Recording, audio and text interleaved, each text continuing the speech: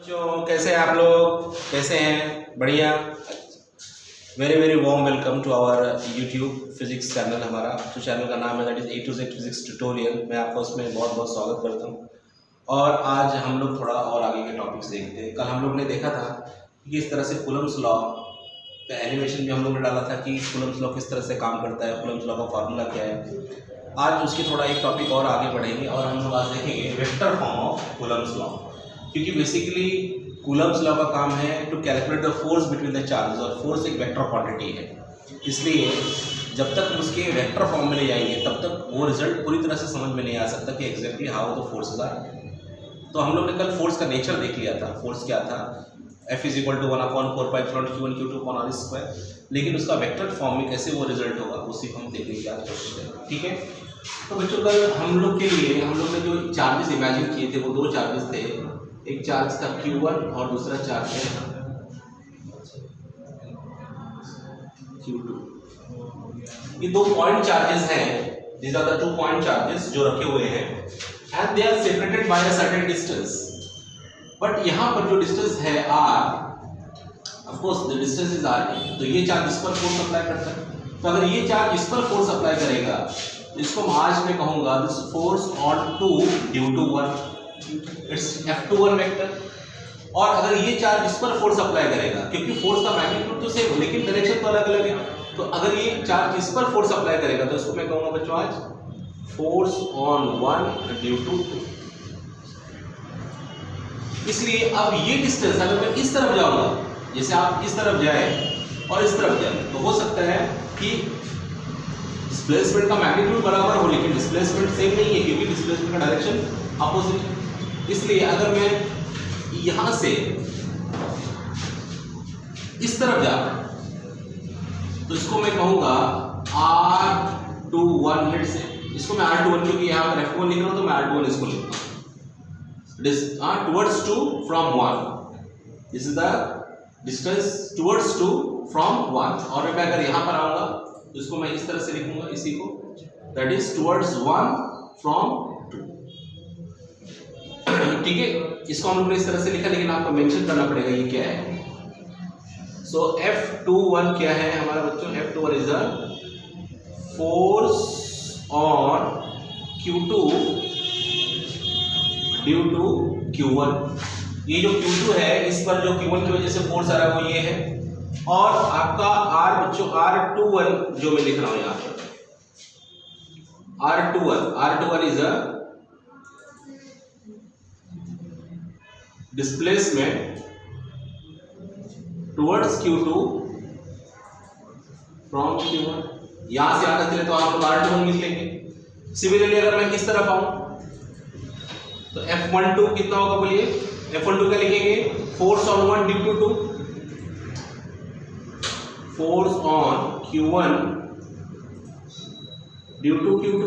Q2 की वजह से Q1 पर कितना फोर्स आ रहा है बच्चों? दैट इज वो कितना हमारा F12।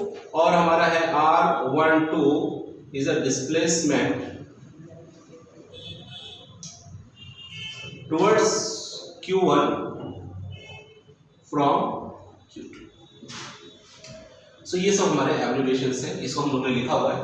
तो सबसे पहले बच्चों मैं ये लिखता हूं, ये इसकी वैल्यू कितनी है। तो according to Coulomb's law, using Coulomb's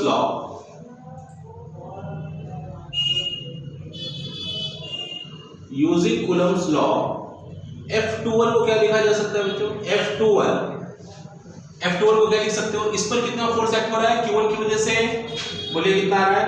1/4πε0 Q1 Q2 upon यहां से आता है डिस्टेंस कितना? ये R21 का स्क्वायर, क्योंकि स्क्वायर करने पर वेक्टर नहीं रह जाता, वो मैग्नीट्यूड में कन्वर्ट हो जाता है। जैसे आप लिखेंगे A.A is nothing but A square. उसी तरह से अगर मैं R21 लिखूंगा तो कितना होगा? R21 स्क्वायर हो जाएगा। लेकिन इसका डायरेक्शन किस तरफ है? इसका डायरेक्शन R21 यूनिट वेक्टर। तो फोर्स की दिशा क्या है आपकी? R21 unit vector. Similarly the force on 1 due to 2, ये वाला अगर फोर्स की वैल्यू आप निकालें इस चार्ज की वजह से तो कितना होगा बोलिए? ये होगा 1/4 epsilon not product of the charges. Product of the charge बच्चों कितना Q1 Q2 और यहाँ से आता का डिस्टेंस क्या है R12, तो R12 का आप क्या कर दीजिए स्क्वायर। ठीक है, अब अगर आप वेक्टर लिख के भी स्क्वायर करोगे तो इसमें कोई परेशानी वाली बात नहीं है, ये बाद में स्क्वायर में कन्वर्ट हो जाएगा। और ये साइड क्या है, दिस डिस्टेंस इज, ये इस तरफ है, इस तरह का डायरेक्शन क्या लिखेंगे R12 यूनिट वेक्टर। ठीक है, अब मेरा हो गया ये रिजल्ट नंबर 1 और ये हो गया रिजल्ट नंबर 2।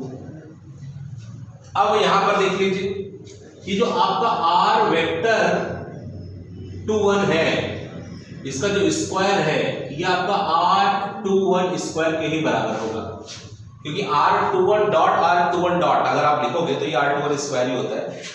लेकिन R21 का magnitude, since it is R21 is what? The magnitude of the distance between and the magnitude of distance is R. So therefore this can be written like R.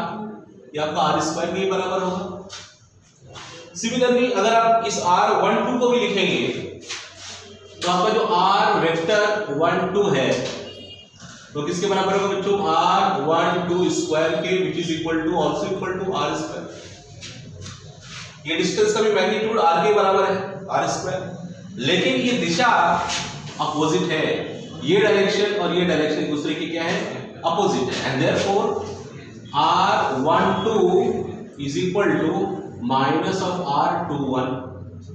as far as direction unit vector is concerned, they are exactly in opposite direction, because unit vectors आपको direction provide करते हैं, क्योंकि उनका magnitude तो 1 होता ही है और दो डायरेक्शन की इंफॉर्मेशन अपने पास रखते हैं, तो ये दोनों के डायरेक्शन क्या होंगे एक दूसरे के अपोजिट। अगर इस वैल्यू को if 3 is used in 1 and 2, अगर मैंने इक्वेशन नंबर 3 को इस 1 में यूज किया तो बोलिए क्या हो जाएगा हमारा, बस सब्स्टिट्यूट करना है बच्चों। देखो सो क्या लिख सकते हैं हम लोग F21 vector is equal to 1/4 pi epsilon not Q1 Q2 upon R square, और मैं इसको लिख देता हूं R21 यूनिट वेक्टर। लेकिन यहां पर इसको अब मैं इसको वापस से दोबारा लिखता हूं, ये कितना हो गया F12 इज इक्वल टू कितना 1/4 pi epsilon not Q1 Q2 upon R square, क्योंकि मैं पहले ही प्रूव कर चुका हूं दोनों R स्क्वायर के बराबर है। लेकिन अब यहां पर देखिए R12 जो है, इस R12 के लिए क्या लिखा जा सकता है माइनस ऑफ R21 लिखा जा सकता है, तो यहां पर मैं लिखूंगा माइनस ऑफ R21, तो इसको मैं इस तरह से थोड़ा और लिखूंगा, माइनस साइन में इसका बाहर भी लेता हूं और ये क्वांटिटी ब्रैकेट में लिख देता हूं, ये कितना हो गया Q1 Q2 upon R square, और ये R21 यहां पर आ गया R21 यूनिट वेक्टर। अब इसको जरा इसको इक्वेशन नंबर 4 बोल दीजिए, और ये आपका है equation number 5। Now from 4 and 5 you can see, ये जो आपको दिखाई पड़ रहा है इक्वेशन नंबर 4 में, यहां पर भी आपको वही सेम चीज दिखाई पड़ रही है। तो यूजिंग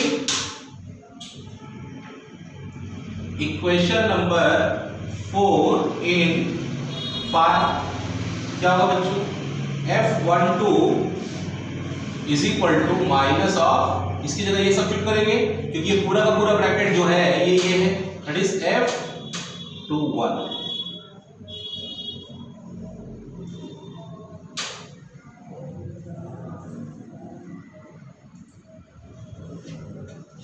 क्या मतलब निकला ये बताइए जरा, इसका मतलब मीनिंग क्या है बच्चों। देखो इसका मतलब ये है कि जितना फोर्स 1 2 पर अप्लाई कर रहा है उतना ही फोर्स 2 1 पर अप्लाई कर रहा है, क्योंकि फोर्स का जो मैग्नीट्यूड है वो बिल्कुल एग्जैक्टली सेम है, केवल डायरेक्शन में फर्क है, केवल नेगेटिव साइन आ रहा है। इसलिए अगर वो फोर्स का मैग्नीट्यूड निकालोगे तो आप ये पाओगे कि जितना फोर्स इस पर है उतना ही फोर्स इस पर है। फोर्स की जो स्ट्रेंथ है दोनों चार्जेस पर बिल्कुल एक समान है, लेकिन उनका जो डायरेक्शन है बस वही अपोजिट है। Is it clear? अब आई बात सबको समझ में। इससे नेट फोर्स बॉडी, इसलिए अगर पूरा अगर मैं इस Q1 Q2 को अगर आइसोलेटेड सिस्टम बना दूंगा, if this I make an isolated system, तो तो ये इस पर फोर्स अप्लाई करेगा और इस पर फोर्स अप्लाई करेगा, टोटल फोर्स एक्टिव, इस पर किसी तरह का कोई एक्सटर्नल फोर्स नहीं है। इसलिए ये जो इलेक्ट्रोस्टैटिक फोर्स एक्ट हो रहा है बिटवीन द टू चार्जेस, ये आपका internal force, this is your internal force, ठीक है। और इसकी वजह से किसी तरह का कोई एक्सटर्नल डिस्प्लेसमेंट नहीं हो सकता, ठीक है। आपको न्यूटन्स लॉ से पता है बच्चों की, आपका डिस्प्लेसमेंट अगर चाहिए, अगर आपको एक्सेलरेशन चाहिए, you need an external force, but ये कोई एक्सटर्नल फोर्स नहीं है, ये दोनों चार्जेस के बीच में एक म्यूचुअल फोर्स है, this is the mutual force. इसलिए इस फोर्स को कहा जा सकता है ये एक तरह का म्यूचुअल और इंटरनल फोर्स है। आई बात समझ में, ये म्यूचुअल और इंटरनल फोर्स है, और ये फोर्स की मैग्नीट्यूड एक समान होती है और direction opposite. This is in according with what, ये ऐसा स्टेटमेंट हमको कहां मिलता है जहां पर forces are equal and opposite, ऐसा स्टेटमेंट हमको केवल मिलता है न्यूटन्स थर्ड लॉ में। सो हियर द हम लोग लिख सकते हैं द फोर्सेस या electrostatic forces, electrostatic forces satisfy Newton's action and reaction law, ये न्यूटन के एक्शन और रिएक्शन लॉ को एक्सप्लेन कर सकता है, ठीक है बच्चों, समझ में आएगा सबको, ठीक है। तो देखिए यहाँ पर हम लोग ने यहाँ से स्टार्ट किया vector form of Coulomb's law, हम लोग ने इस फोर्सेस की वैल्यूज को लिखा और इसके इक्वेशंस को लिखा, और यहाँ से हम लोग ने इसको सिंप्लीफाई किया तो हमको यहाँ पर ये मिलता है कि Coulomb's law Newton's third law से कोई अलग नहीं है। फोर्स का जो नेचर है यहाँ पर, force is electrostatic force, but ये एक तरह का एक्शन रिएक्शन पेयर है बिटवीन द टू चार्जेस। जब एक चार्ज दूसरे चार्ज पर फोर्स अप्लाई करेगा तो दूसरा चार्ज भी इस पर फोर्स अप्लाई करेगा। दूसरी इंपॉर्टेंट चीज ये कि यहाँ पर ये नहीं आ रहा है कि ये चार्ज छोटा है, जैसे मान लो, जैसे अगर मान लो जैसे मैंने यहाँ पर +3 माइक्रोकूलम का चार्ज और यहाँ पे 1 माइक्रोकूलम का चार्ज, तो जनरली लोग क्या अरे बाबा ये तो छोटा चार्ज है तो ये इस पर कम फोर्स अप्लाई करेगा, ये बड़ा चार्ज है इस पर ज्यादा फोर्स। लेकिन हमारा आंसर क्या रहा है कि चाहे चार्जेस कुछ भी हो, चाहे कोई चार्ज बड़ा हो या कोई चार्ज छोटा हो, दोनों एक दूसरे पर इक्वल फोर्स ही अप्लाई करेंगे, चाहे कोई कितना भी छोटा होने दो। अगर दोनों चार्ज एक दूसरे के साथ इंटरेक्ट कर रहे हैं, क्योंकि action reaction pair must be same, इसलिए जितना फोर्स इस पर आ रहा है उतना ही फोर्स बच्चों इस पर आएगा। इस कूलम्स लॉ की सबसे खास बात आपको ये दिखाई पड़ती है कि इसमें as far as mutual force जो कंसर्न है वो किसी पर ज्यादा या कम नहीं है, दोनों पर इक्वल है। हो सकता है दोनों चार्ज का मैग्नीट्यूड अलग अलग हो सकता है, लेकिन उनके बीच में एक्ट वाला फोर्स बिल्कुल एक समान है। और इसलिए कूलम्स लॉ में force directly proportional to product of the charges आता है, ठीक है बच्चों। मैं एक्सपेक्ट करता हूँ ये अच्छा करता हूँ तो आपको ये वीडियो समझ में आया होगा, जो मैंने आपको आपके लिए लाया है ये vector form of Coulomb's law. आप इसको समझिए जरा, और आपको इसमें कुछ भी क्वेरीज और कुछ भी डाउट आए तो आप इसमें सवाल बेझिझक पूछिए, कमेंट कीजिए, कमेंट में लिखिए, ठीक है। Thank you so much for watching my video on this vector form of Coulomb's law. Thank you so much again. Sir आप लोग बोला नहीं, मिलेंगे अगली वीडियो में।